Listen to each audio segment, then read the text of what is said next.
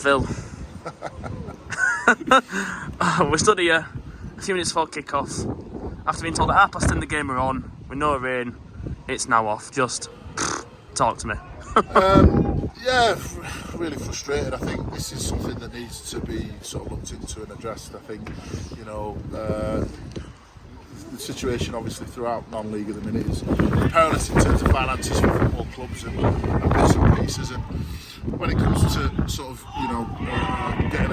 playing football matches, clubs are desperate for the income, and there's obviously lots at stake. So when games are getting called off and decisions to make games to call games off, there need to be sort of, there needs to be a lot of thought going to it, and I don't think that's happened today. I mean, both managers, no fault of Shildon, they've done everything they can, and respect to Shildon and their management team and ground staff and football clubs for trying to get the game on and getting the pitch in what I consider to be great condition for this time of year. But unfortunately, the referee, for whatever reason, and I still, we've had extensive conversations with him, still can't understand as to why the game's been called off. I mean, anything when it comes to these types of decisions has to make sense, and it's not made sense at all. But it's called a pitch off because apparently there's a squelch on the pitch, so it's a bit muddy. I say that with a smile because I still can't believe it's a serious reason. I mean, I understand player concerns in terms of safety, and that's paramount.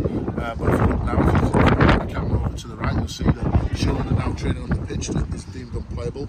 We've trained for 45 minutes on the pitch after we called the game off. So this is after we called the game off, on the pitch, and they're having a game now. We had a game on the other half.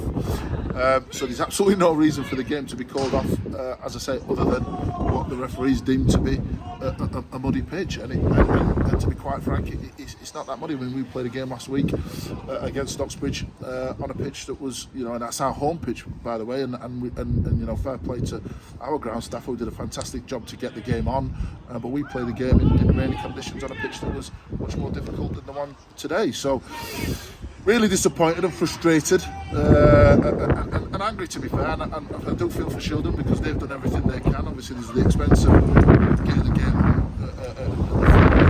that all goes down the drain now, and that they have to sort that up. They have to sort the cost of the coach up, and these things do impact the football club. So I think the league really need to put better protocols in if they're going to call games off. The referee didn't allow the players to train or warm up before he called the game off. He didn't get a ball out on the pitch. He literally just walked out with his team for 5-10 minutes and then called the game off because of some areas that were a bit muddy.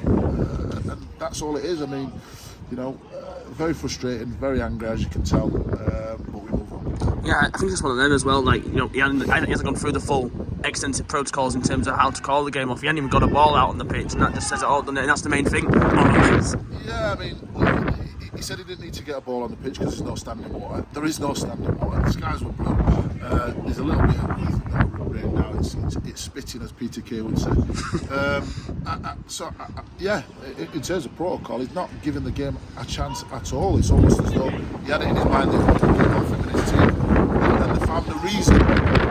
It's not like they found a reason to call it off. Then they could start the game. I would have understood if they started the game and then it becomes a farce. Or in the warm-up, you look around and you think, players are falling all over the place. It's a farce. Call it off. But I've not even seen that. I don't even give that a chance.